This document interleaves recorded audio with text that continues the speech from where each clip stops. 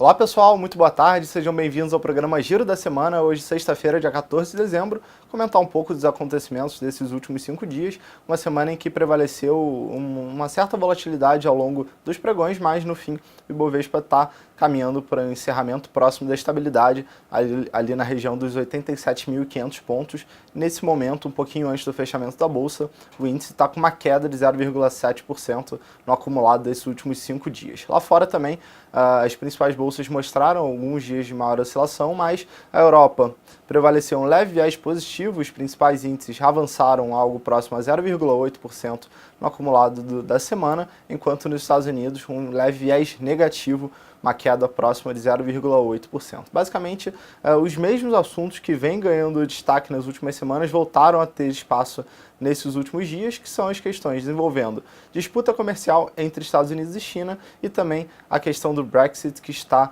ainda sem definição muito clara, mas a Theresa May ela confirmou que a votação deve acontecer ainda no próximo mês de janeiro. Em relação ao mercado brasileiro, tivemos nesses últimos dias alguns eventos importantes em termos de agenda econômica, como por exemplo a decisão de política monetária na última quarta-feira, quando o Copom anunciou a manutenção da Selic no atual patamar de 6,5%. Essa decisão ela era amplamente esperada, mas o comunicado que veio junto com a decisão reforçou a tese de que a Selic deve permanecer nesse patamar pelo menos nos próximos meses, isso porque a gente está vivendo um quadro ainda de inflação bem controlada, bem baixa aqui no Brasil. Isso deve permitir que o Banco Central siga com essa taxa básica no seu patamar mínimo. E outro indicador nessa semana no Brasil foi o resultado das vendas no varejo do mês de outubro. Esse mostrou uma queda de 0,4% em relação ao mês anterior.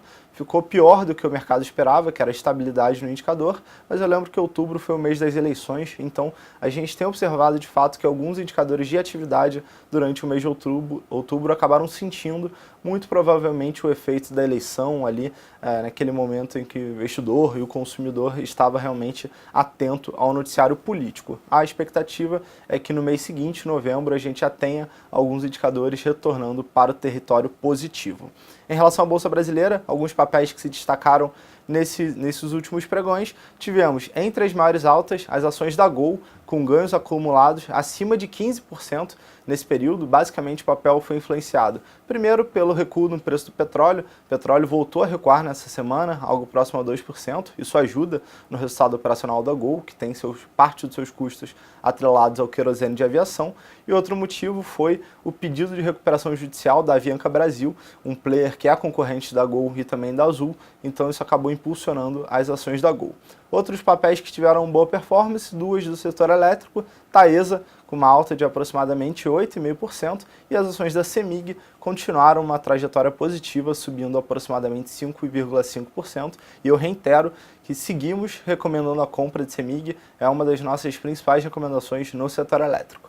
Passando agora para as maiores quedas, nesses últimos dias, o papel que chamou a atenção, Via Varejo, com recuo inferior a cerca de 10% de queda nesses últimos dias, foi o papel que mais sentiu a performance dentro do Ibovespa.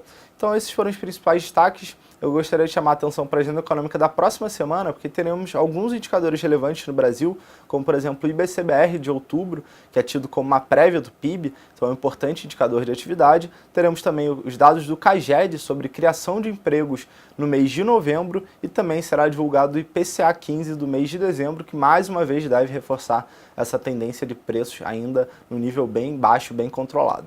E nos Estados Unidos, o principal destaque da próxima semana é a decisão do Fed, decisão de política monetária. A expectativa de mercado é de que haja nova elevação de juros de 0,25 ponto percentual, então isso é o que o mercado está aguardando. Além do anúncio em si, é sempre aguardado o comunicado que traz um pouco mais sobre o que o Fed está pensando sobre os próximos movimentos. E só comentando também, nessa semana a gente teve algum noticiário um pouco mais favorável em relação ao assunto comercial entre Estados Unidos e China. Alguns membros dos dois países sinalizaram mais uma vez o interesse em retomar as negociações comerciais. Isso diminui um pouco a percepção de risco, mas o fato é que a gente não teve nenhuma notícia concreta. Então, aquela especulação, rumores de que pode haver uma reaproximação comercial, mas fato concreto não tivemos nenhum ainda nessa semana. Vamos ver semana que vem se sai alguma novidade. Então esses foram os principais destaques desses últimos dias. Eu vou ficando por aqui. Um bom final de semana a todos e até a próxima segunda.